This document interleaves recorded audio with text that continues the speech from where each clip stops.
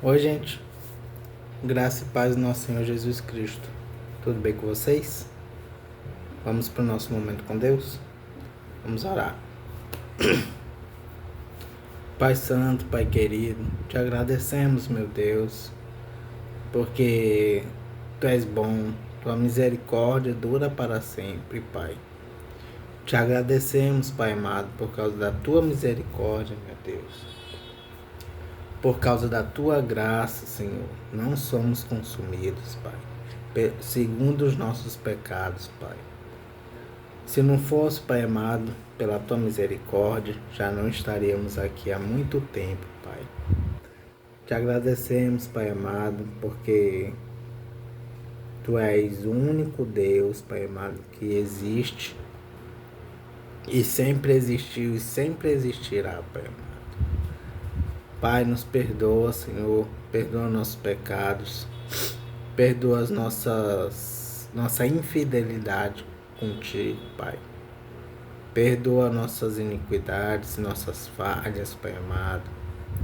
Perdoa, Senhor, nossa omissão, Senhor. Perdoa a nossa negligência, Pai amado. Quando te trocamos, meu Deus, trocamos a Tua palavra, que é santa, Tua palavra que é viva, Tua palavra que é transformadora, meu Deus. Trocamos por coisas que não nos acrescentem nada, Pai amado. Nos perdoe, Senhor. Senhor, te agradeço por mais um dia de vida. Te agradeço por mais essa oportunidade que temos de te adorar, exaltar o teu nome, dizer que o quanto tu és maravilhoso, o quanto tu faz maravilhas em nossas vidas, meu Deus. Maravilhas, Pai, que não merecemos, Pai amado. Porque somos pecadores, somos falhos, meu Deus. Mas te agradecemos, Pai, te agradecemos pelo teu amor conosco, Pai. Senhor, te pedimos nesse momento, Senhor, que tua palavra, Pai amado, possa chegar àqueles lugares que ainda não conhecem o teu evangelho, meu Deus.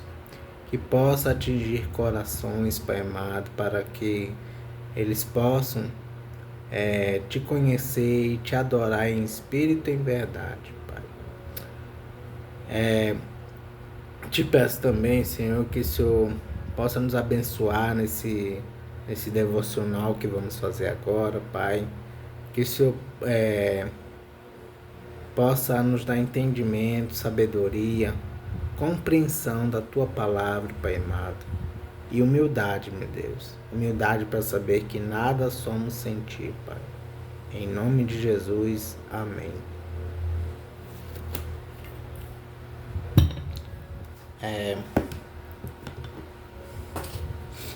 Vamos para o devocional de Spurgeon.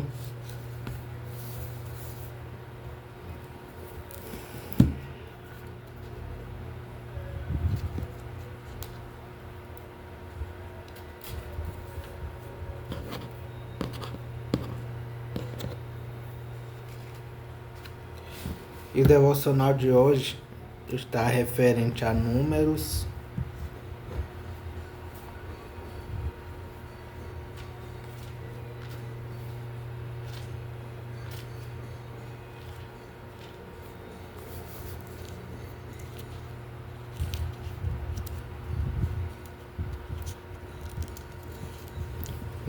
capítulo 2,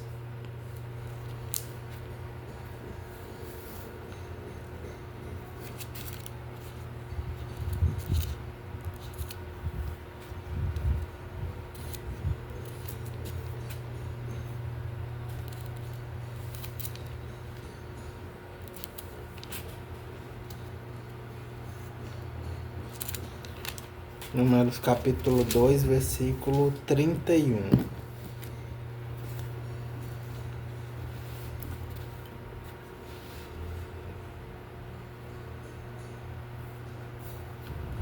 Diz assim a palavra do Senhor. O grupo de Dan, num total de 157.600 homens, marchará por último. Vou ler novamente. O grupo de Dan, no total de 157.600 homens, marchará por último.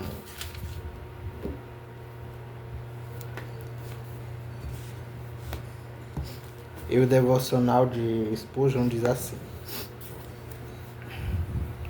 o arraial de Dan estruturou a retaguarda quando os exércitos de Israel marchavam. Os danitas ocuparam o lugar mais ao fundo. Mas de que importava a posição considerando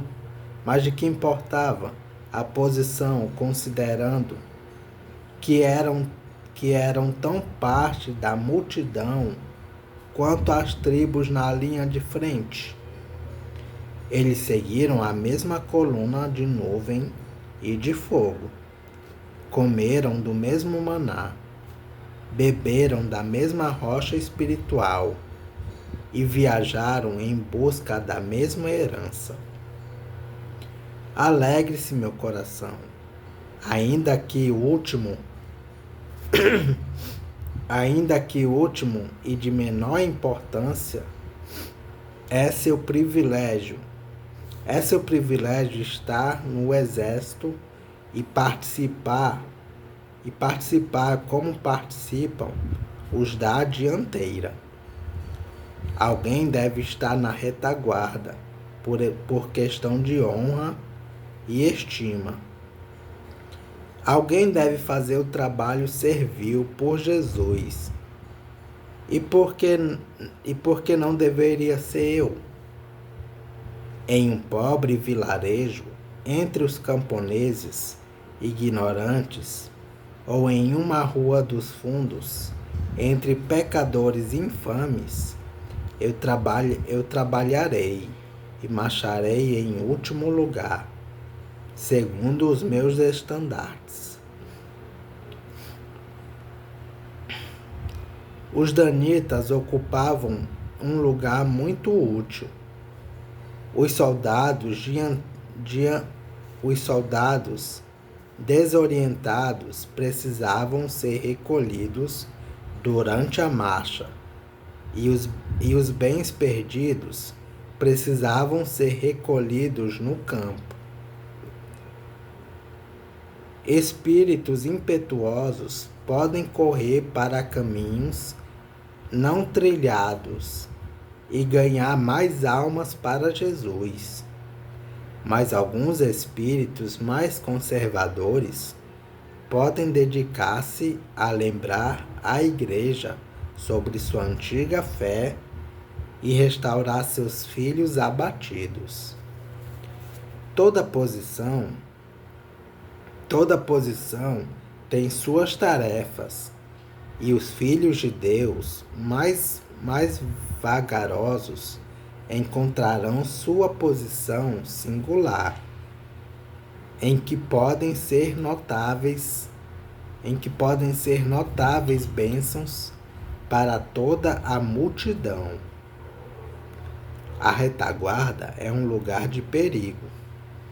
Há inimigos atrás, tanto quanto adiante de nós. Ataques podem vir de qualquer quadrante. Lemos que Amaleque caiu sobre Israel e matou alguns da retaguarda. O cristão experiente encontrará muito uso para suas armas ao ajudar essas pobres almas duvidosas, desanimadas, vacilantes, que estão na retaguarda da fé, do conhecimento e da alegria. Esses não devem ser deixados desamparados e, portanto, deve haver a ocupação de santos bem preparados para carregar seus estandartes entre a retaguarda.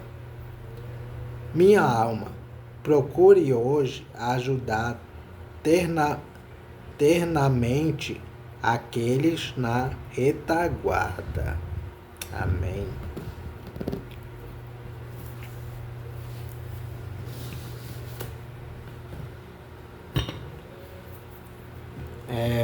Vamos para a leitura em Jó.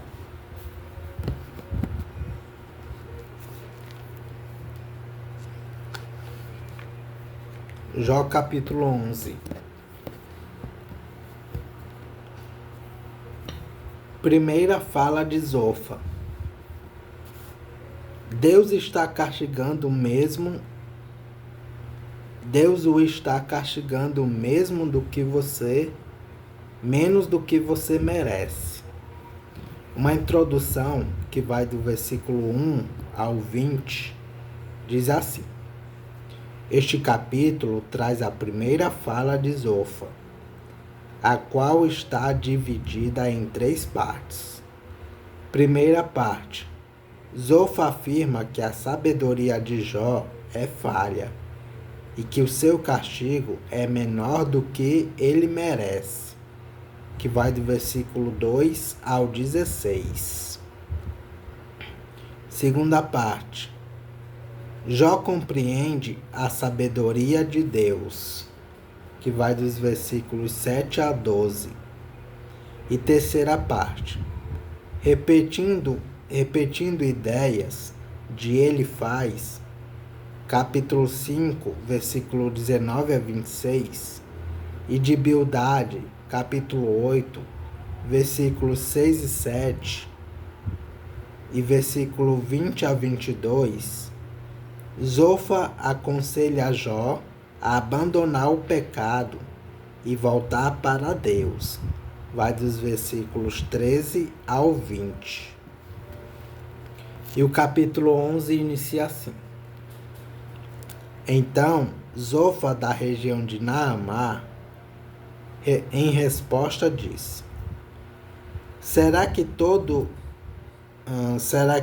esse palavrório vai ficar sem resposta?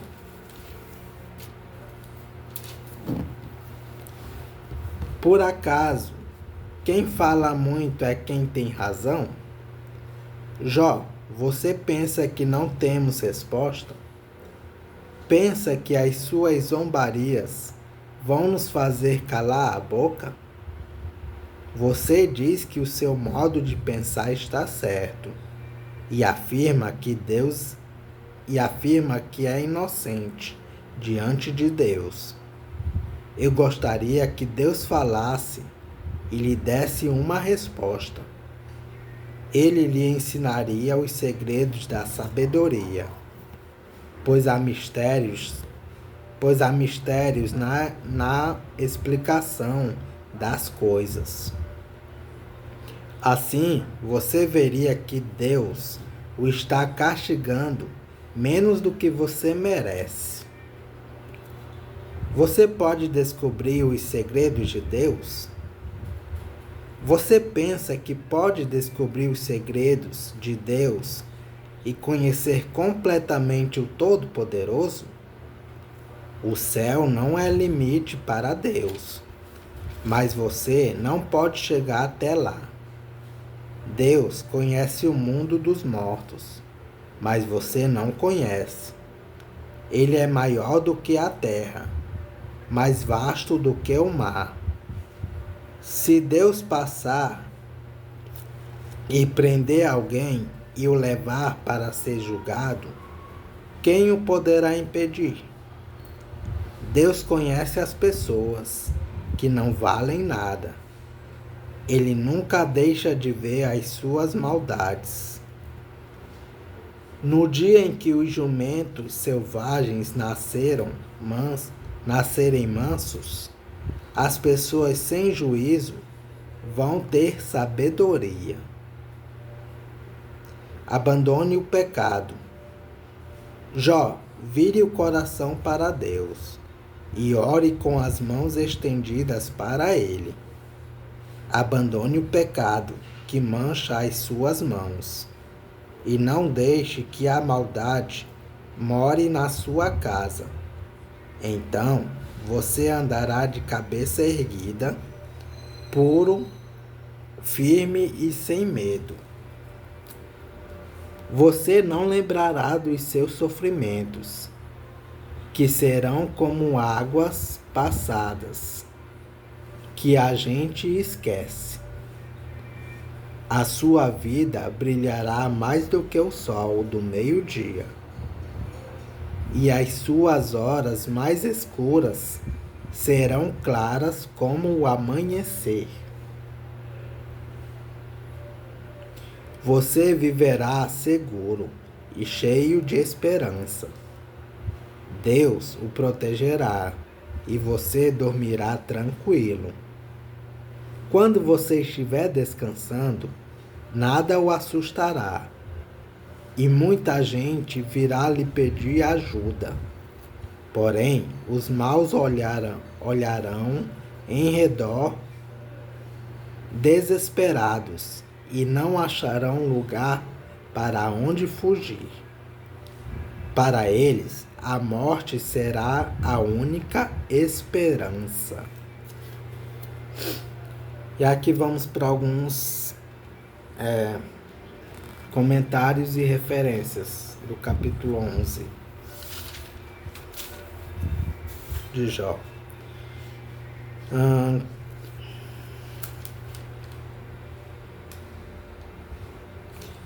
Capítulo 11, versículo 1. Zofa, referência, Jó capítulo 2, versículos 11 a 13. Capítulo 11, versículo 6. Os segredos da sabedoria. Referência, 1 Coríntios, capítulo 2, versículos 6 a 16. Castigando menos. Segundo Zofa, Jó merece a morte. Referência, Jó, capítulo 33, versículo 27. Capítulo 11, versículo 8. O céu não é limite para Deus. A sabedoria e o poder de Deus são maiores do que o universo e não podem ser compreendidos pelos seres humanos. Mundo dos mortos. Os antigos israelitas criam que o limite inferior da terra era o mundo dos mortos. Referências, Jó, capítulo 3, versículo 17 e capítulo 10, versículo 22. E o limite superior era o céu. Por experiência própria, os seres humanos não podem explorar esses limites. E assim, enquanto estão vivos, não sabem por experiência como é o mundo dos mortos. Referência, Jó capítulo 10, versículo 21 e 22. Jó havia falado sobre esse mundo, e talvez Zofa esteja querendo dizer o seguinte: você nunca esteve lá. Como então está falando sobre ele? Capítulo 11, versículo 10. Quem o poderá impedir? Jó concorda com isso. Referência, Jó capítulo 9, versículo 12.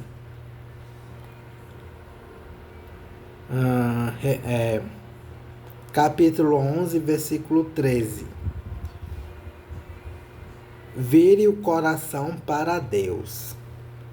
Bildade já tinha dito o mesmo, em Jó capítulo 8, versículo 5.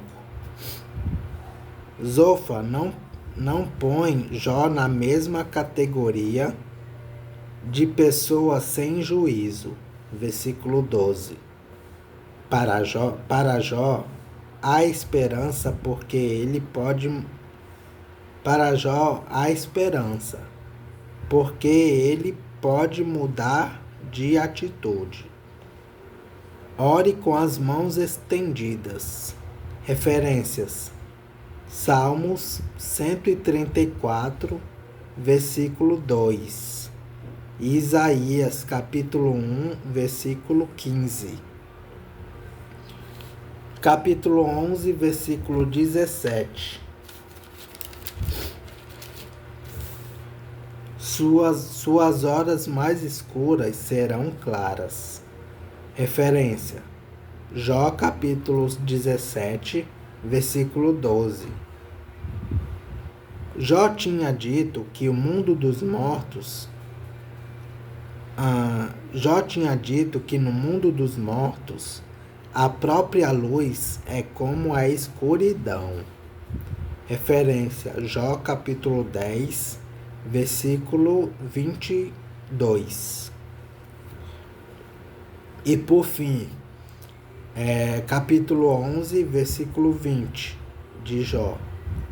Os maus, tanto Zofa como Bildade, terminam sua fala referindo-se ao castigo dos maus. Eles ficam presos em armadilhas, sem saber para onde fugir. Referências: Jó capítulo 18, versículo 8, versículo 8 a 10. E Salmos 9, versículo 16. E Provérbios capítulo 5, versículos 22, 29 e capítulo 6 de Provérbios. A morte será a única esperança.